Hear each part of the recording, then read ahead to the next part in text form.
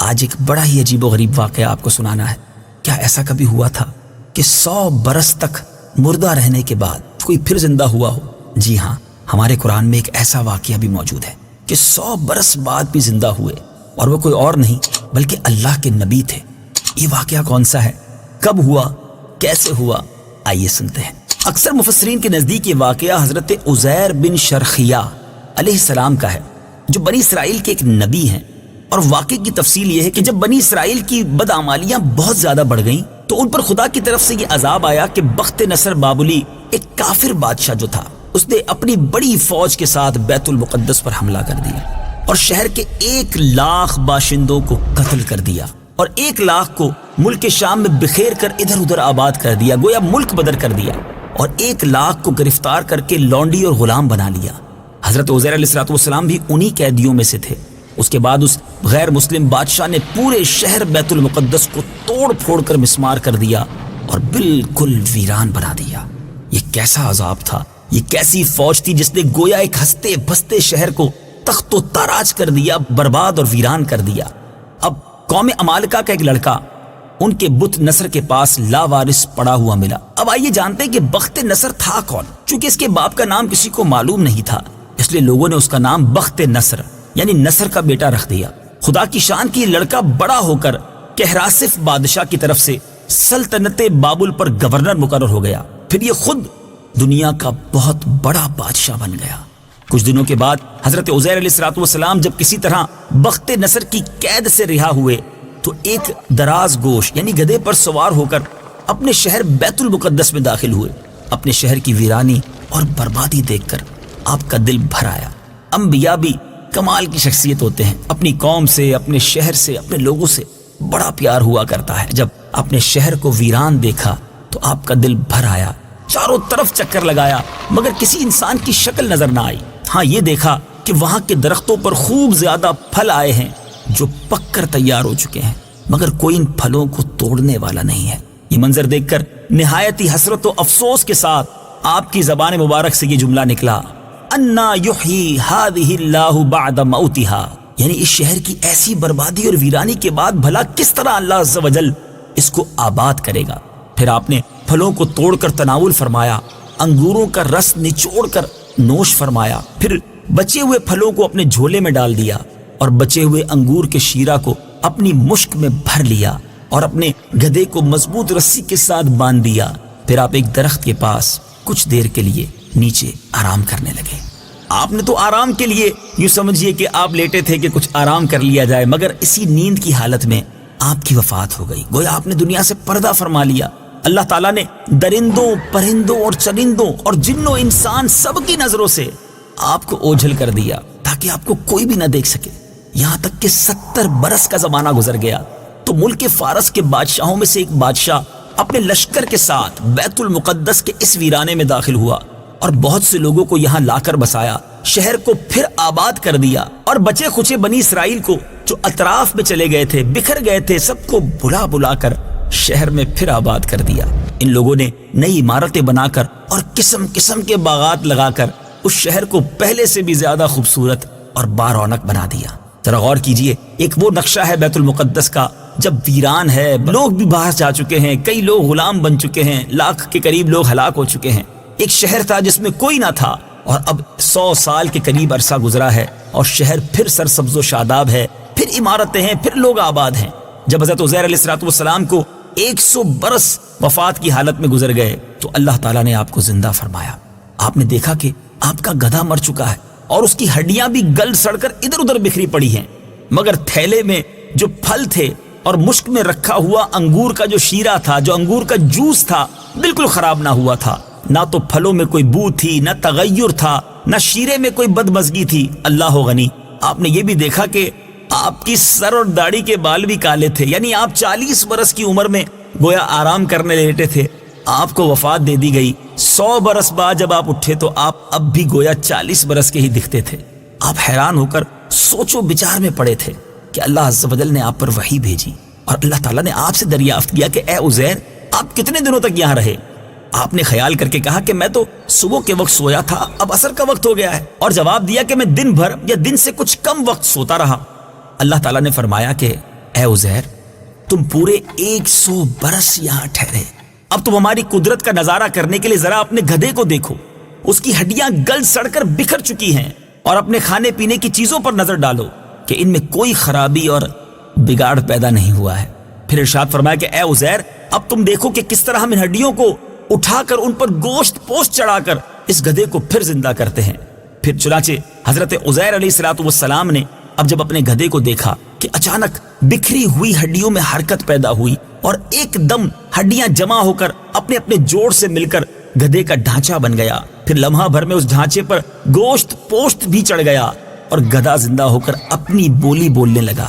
یہ دیکھ کر حضرت عزیر علیہ السلام بلند آواز سے کہنے لگے اعلم ان اللہ علی کل شیء قدیر۔ ترجمہ، میں خوب جانتا ہوں کہ اللہ ہر چیز پر قادر ہے۔ اس کے بعد حضرت عزیر علیہ السلام شہر کا دورہ فرماتے ہوئے اس جگہ پہنچ گئے جہاں 100 برس پہلے آپ کا اپنا مکان تھا۔ کسی نے آپ کو نہ پہچانا، نہ آپ نے کسی کو پہچانا۔ ہاں البتہ یہ دیکھا کہ ایک بہت ہی بوڑھی اور اپاہج عورت مکان کے پاس بیٹھی ہے جس نے اپنے بچپن میں حضرت عزیر علیہ السلام کو دیکھا تھا۔ آپ نے اس سے پوچھا کہ کیا یہی عزیر کا مکان ہے؟ تو اس نے جواب دیا کہ جی ہاں۔ پھر بڑھیا نے کہا کہ عزیر کا کیا ذکر ہے، ان کو تو 100 برس ہو گئے ہیں کہ وہ بالکل ہی لاپتہ ہو گئے ہیں۔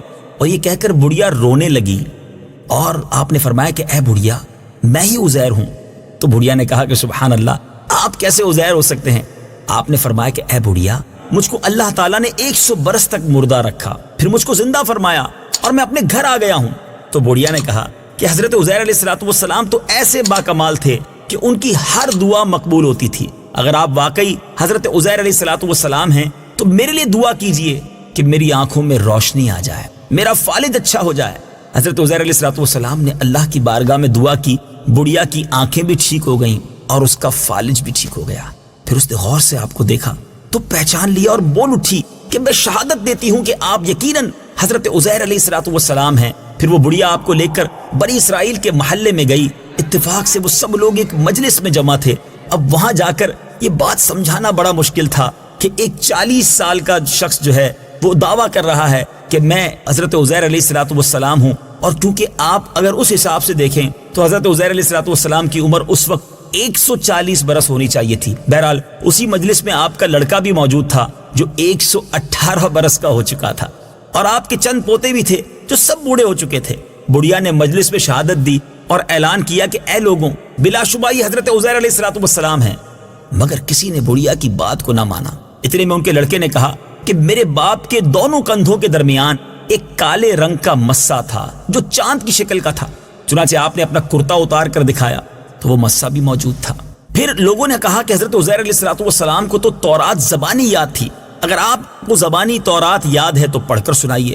آپ نے بغیر کسی جھجک کے تورات شریف سنا دی۔ لوگوں میں سے تو کسی کو یاد نہیں تھی، اور بخت نصر بادشاہ نے بیت المقدس کو تباہ کرتے وقت 40,000 تورات کے عالموں کو چن چن کر قتل کر دیا تھا، اور تورات کی کوئی جلد بھی زمین پر باقی نہ چھوڑی تھی۔ اب یہ سوال پیدا ہوا کہ حضرت عزیر علیہ السلام نے تورات صحیح پڑھی ہے یا غلط؟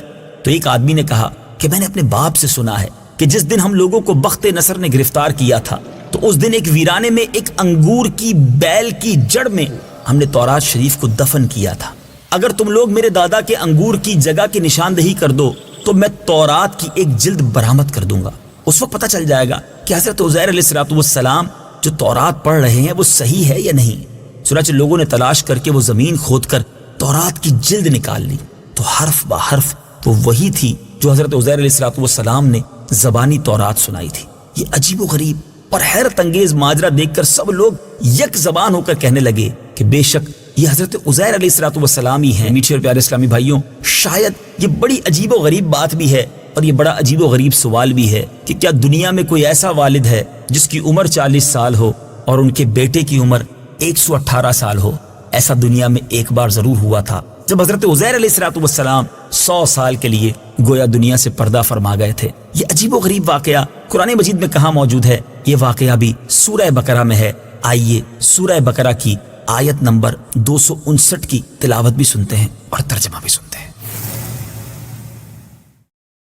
أو كالذي مر على قرية وهي خاوية على عروشها قال أنى يحيي هذه الله بعد موتها فأماته الله 100 عام ثم بعثه قال كم لبثت قال لبثت يوما أو بعض يوم قال بل لبثت 100 عام فانظر إلى طعامك وشرابك لم يتسنه وانظر إلى حمارك ولنجعلك آية للناس وانظر إلى العظام كيف ننشزها ثم نكسوها لحما فلما تبين له قال أعلم أن الله على كل شيء قدير. ترجمہ: یا کیا تم نے اس شخص کو نہ دیکھا جس کا ایک بستی پر گزر ہوا اور وہ بستی اپنی چھتوں کے بل گری پڑی تھی؟ تو اس شخص نے کہا اللہ انہیں ان کی موت کے بعد کیسے زندہ کرے گا؟ تو اللہ نے اسے 100 سال موت کی حالت میں رکھا، پھر اسے زندہ کیا. پھر اس شخص سے فرمایا تم یہاں کتنا عرصہ ٹھہرے ہو؟ اس نے عرض کی میں 1 دن یا 1 دن سے بھی کچھ کم وقت ٹھہرا ہوں گا. اللہ نے فرمایا نہیں بلکہ تو یہاں 100 سال ٹھہرا ہے، اور اپنے کھانے اور پانی کو دیکھ کہ اب تک بدبودار نہیں ہوا، اور اپنے گدھے کو دیکھ جس کی ہڈیاں تک سلامت نہ رہیں، اور یہ سب اس لیے کیا گیا ہے تاکہ ہم تمہیں لوگوں کے لیے ایک نشانی بنا دیں. اور ان ہڈیوں کو دیکھ کہ ہم کیسے انہیں اٹھاتے زندہ کرتے ہیں، پھر انہیں گوشت پہناتے ہیں. تو جب یہ معاملہ ان پر ظاہر ہو گیا تو وہ بول اٹھا میں خوب جانتا ہوں کہ اللہ ہر چیز پر قادر ہے. واقعہ آپ نے سنا ہے نا، عجیب و غریب قصہ، مگر اس قصے سے ہمیں کیا سیکھنے کو مل رہا ہے؟ میرے رب کی شان کتنی نرالی ہے. ان اللہ علی کل شیء قدیر. میرا رب جب چاہے جو چاہے اپنی قدرت سے فرما سکتا ہے. ہمیں اس کی قدرت پر یقین کامل ہونا چاہیے. بعض اوقات ہم سمجھتے ہیں ناممکن ہے، مگر میرے رب کے لیے کوئی چیز ناممکن نہیں. ایک بات. دوسری بات یہ کہ حضرت عزیر علیہ السلام کے اس واقعے میں اللہ تعالیٰ کی کیسی شان سننے کو مل رہی ہے کہ آپ کا ایک بال بھی سفید نہیں ہوتا، آپ 40 سال جتنے ہی دکھ رہے ہیں. آپ کا گدھا جو ہے وہ گل سڑ کر ہڈی اس کی ہڈیاں بھی بکھر جاتی ہیں. دوسری طرف آپ کے پھل بھی سلامت ہیں، آپ کا انگور کا شیرہ بھی ٹھیک ہے، اور پھر رب نے چاہا تو وہ گدھا پھر سے زندہ بھی ہو جاتا ہے نا عجیب بات. مگر سیکھنے کو یہ مل رہا ہے کہ اگر ایک ہی قبرستان ہو، ایک جیسی ہی قبریں دکھ رہی ہوں، ایک قبر کے مردے کی ہڈیاں بالکل گل سڑ سکتی ہیں، اور اللہ والوں کی قبر جو ہے ان کے مزارات میں وہ بالکل صحیح سالم اور حشاش بشاش بھی رہ سکتے ہیں. رب کی رضا جس میں ہے، اللہ جسے چاہے اسے اپنی حفظ و امان میں رکھے. جبھی تو شاعر لکھتا ہے جبھی میلی نہیں ہوتی دہن میلا نہیں ہوتا، غلامان محمد کا کفن میلا نہیں ہوتا. اور دوسری بات جو سیکھنے کو مل رہی ہے کہ حضرت عزیر علیہ السلام کا بیت المقدس یعنی اس شہر کی ویرانی بربادی دیکھ کر جس طرح آپ کا دل بھر آیا، جس طرح آپ نے اللہ عز و جل کی بارگاہ میں التجائیں پیش کی، اس سے پتہ چلا کہ اپنے وطن سے، اپنے شہر سے محبت کرنا یہ اللہ والوں کا طریقہ ہے.